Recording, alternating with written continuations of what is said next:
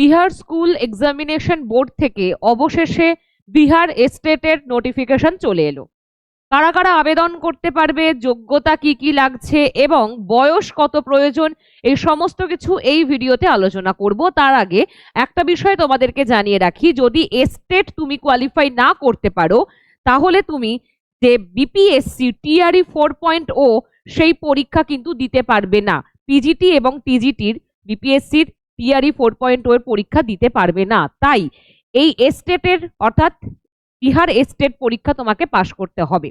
এবং পাশ নম্বর কত দরকার, ওয়েস্ট বেঙ্গলের ছেলেমেয়েরা ফর্ম ফিল আপ করতে গেলে কি কি করতে হবে, কোন কোন জায়গায় সতর্ক বার্তা আছে, সব বিষয়টা বলবো। তাহলে চলো শুরু করি আমরা একটু একটু করে। যে একটু ভিডিওটা বড় হতে পারে কারণ A to Z আমি আলোচনা করব এর মধ্যে দিয়ে, এই ভিডিওর মধ্য দিয়ে। আবেদনে কোন কোন জায়গায় সতর্কবাণী করা হয়েছে, রাখা হয়েছে, কি কি নির্দেশ দেওয়া হয়েছে, কত ফর্ম ফিল আপের ফিজ, সমস্ত কিছু আলোচনা করব। তাই যারা বিহার এস্টেটের জন্য প্রিপারেশন নিচ্ছ অথবা নেবে বলে ভাবছো তারা ভালোভাবে ভিডিওটা সবটা শোনো, তাহলে আশা করি তোমাদের যে সমস্ত কোয়ারিজ গুলো আছে সেগুলো কিন্তু এই ভিডিও দেখলেই মিটে যাবে। নমস্কার, বৈঠকি এডুকেশনাল ইনস্টিটিউশনে তোমাদের সকলকে স্বাগত জানাই। চলো আমরা একটু শুরু করি। প্রথম হচ্ছে যে এই অফিসিয়াল নোটিফিকেশনটা তোমরা দেখতে পাচ্ছ এবং যাবতীয় এই সম্পর্কিত বিষয় তোমরা যাবে ওয়েবসাইটে, দেখো @BSTET তার সাথে .org এ, সেখানে গিয়ে তোমরা এটা দেখতে পাবে, একদম বিস্তারিত বিজ্ঞপ্তি প্রকাশিত হয়েছে। ঠিক আছে, তার পরবর্তীতে কি আছে এখানে আমি কোন কোন দিকগুলো আলোচনা করব। প্রথমেই যেমন পরীক্ষার বিবরণ, কেন, কিভাবে, কি কি সাবজেক্টের পরীক্ষা হবে, কিভাবে পরীক্ষা হবে, কত নাম্বার আছে, সবটা বলবো। তার সাথে প্রক্রিয়া, যোগ্যতা, আবেদন প্রক্রিয়াটাও বলবো তোমাদের, যে কিভাবে তোমরা আবেদন করবে, 3টে স্টেপে আবেদন করতে পারবে বলবো সবটা। পরীক্ষার পদ্ধতি, তারপর তারিখ, কত তারিখ থেকে শুরু হচ্ছে, কত তারিখে আবেদন সমাপ্ত হবে সেটাও বলবো।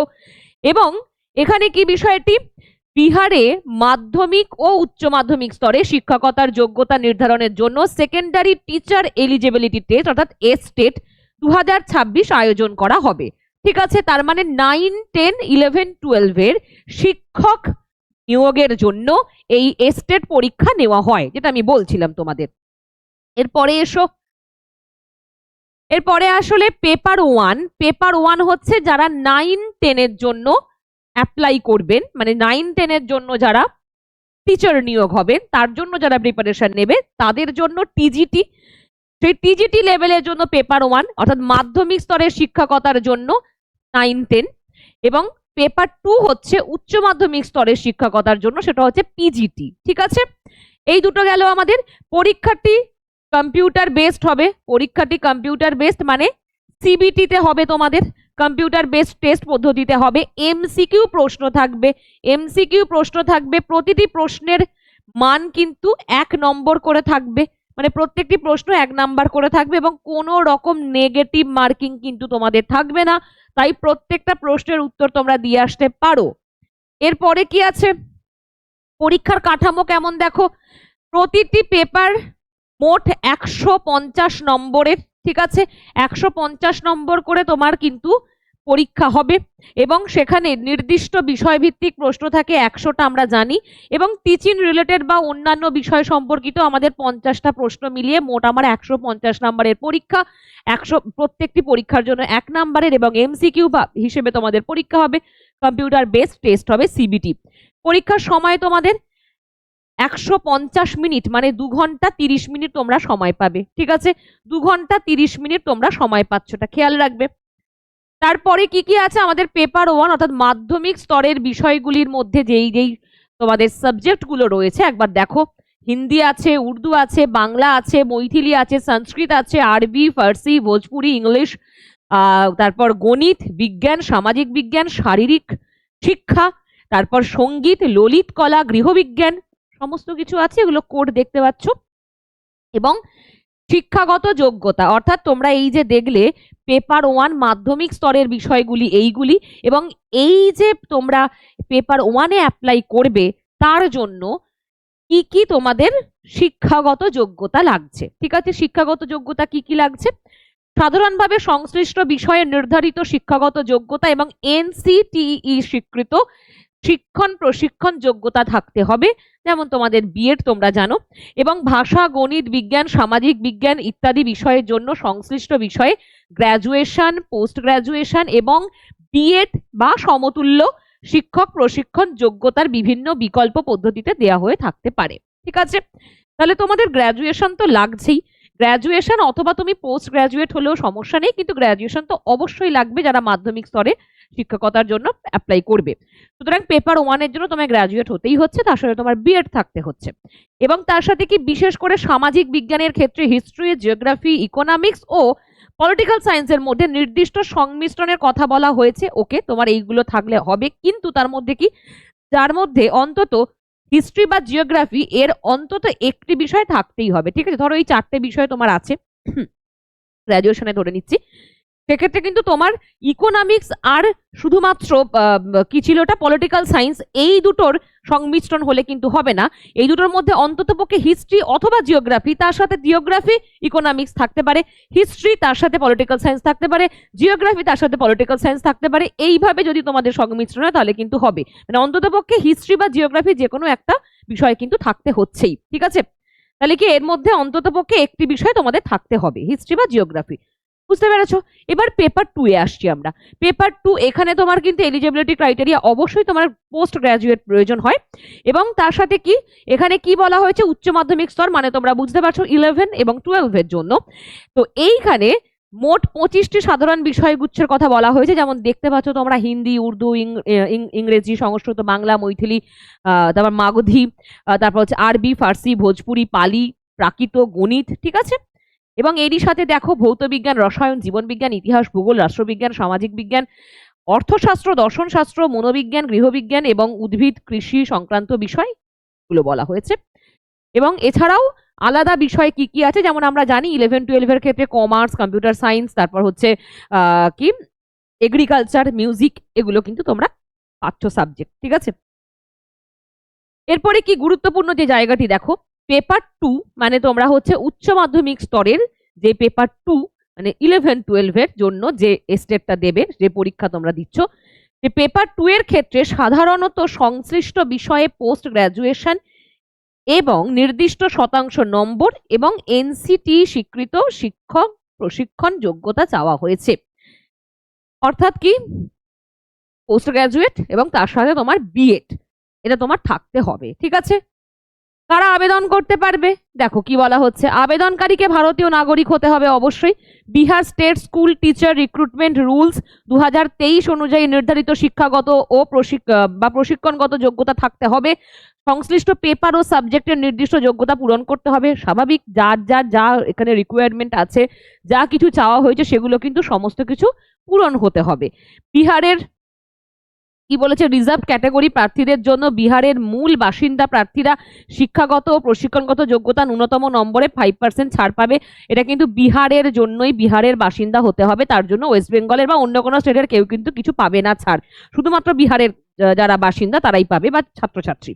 বয়সসীমা তোমার কি আছে, বয়সসীমা হচ্ছে ন্যূনতম বয়স 1 মার্চ 2026 তারিখে 21 বছর সর্বনিম্ন, এবং হচ্ছে সর্বোচ্চ 1 আগস্ট 2026 অনুযায়ী। ঠিক আছে, সেটা এখানে যেমন দেখো, এখানে বলা হচ্ছে যে সাধারণ পুরুষ, এখানে সর্বোচ্চ বয়স কি বলা হয়েছে, 37 বছর, মানে ইউ আর পুরুষ।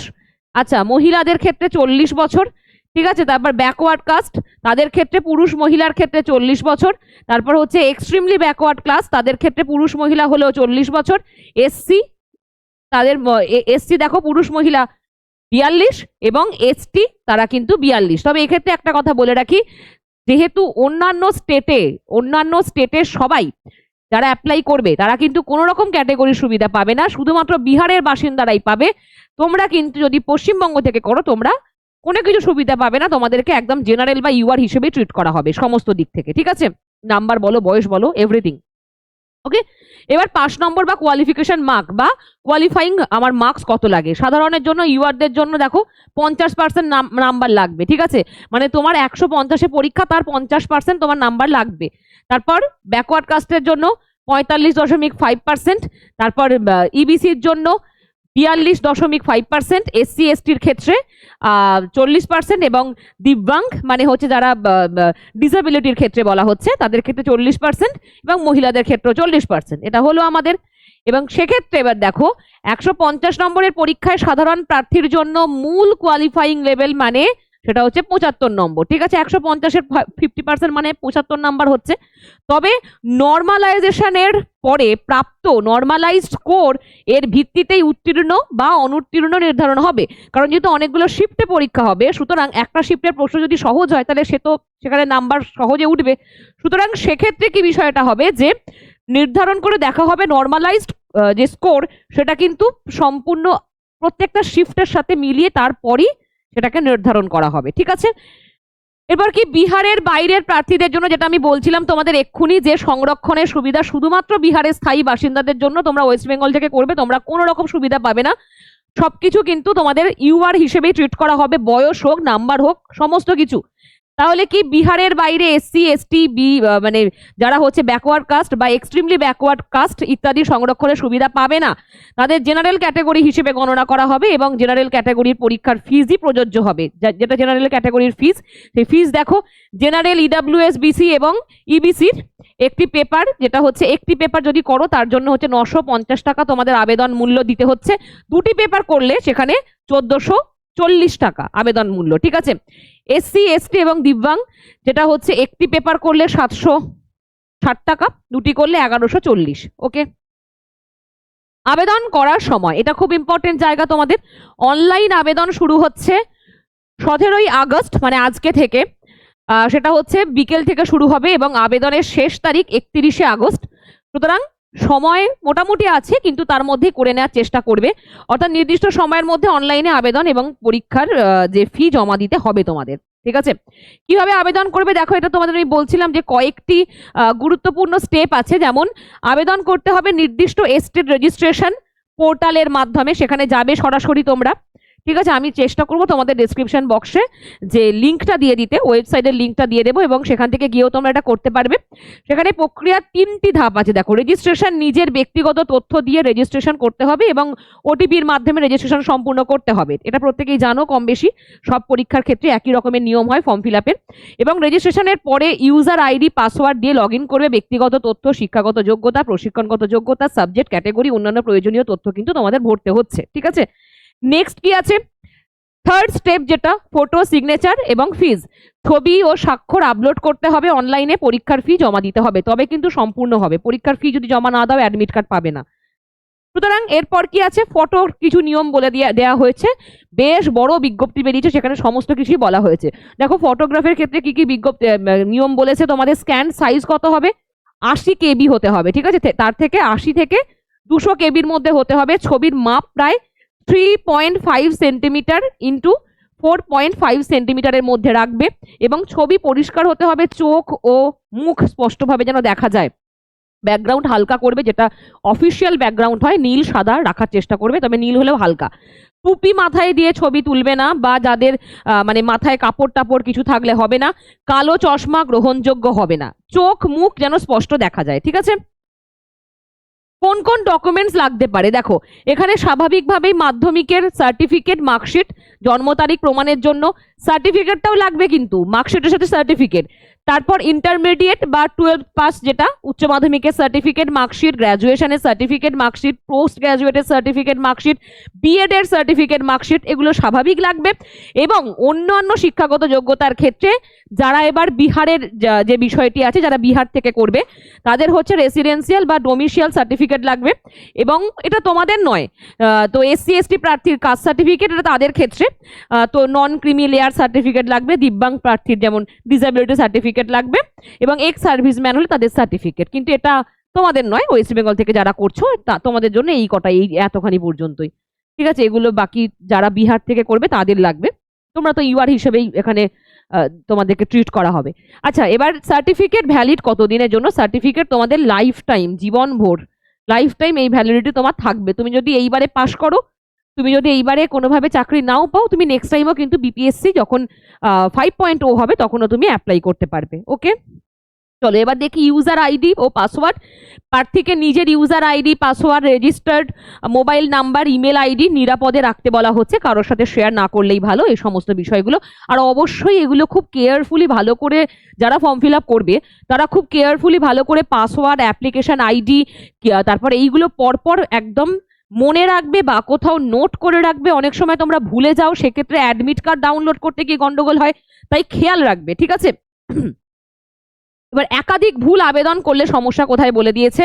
আবেদন নিজেকেই সঠিকভাবে পূরণ করতে হবে, নিজে করো বা কাউকে দিয়েই করো, কিন্তু সঠিকভাবে পূরণ করবে। অসম্পূর্ণ আবেদন কিন্তু বাতিল হবে, যেটা বললাম, যদি তোমরা ফিজ না দাও বা অর্ধেক করে রেখে দাও তাহলে কিন্তু অ্যাডমিট কার্ড পাবে না। একাধিক অ্যাপ্লিকেশন ফর্ম জমা পড়লে আবেদন বাতিল হবে, এটাও খেয়াল রাখবে। এবং তার সাথে অনলাইনে দেওয়া তথ্য বা কি আপলোডের ডকুমেন্ট ভুয়া পাওয়া গেলে তারপর ক্যান্ডিডেচার এবং রেজাল্ট বাতিল করা হতে পারে। যদি কোনো রকম কোনো কিছু ভুল বা তোমরা ভুয়ো কোনো কিছু সার্টিফিকেট আপলোড করে দাও, সেক্ষেত্রে কিন্তু তোমার ওই ক্যান্ডিডেটে মানে প্রার্থী পদই বাতিল হবে, রেজাল্ট তো দূরের কথা, রেজাল্টও বাতিল হবে পরবর্তী সময়ে প্রমাণিত হলে, ঠিক আছে?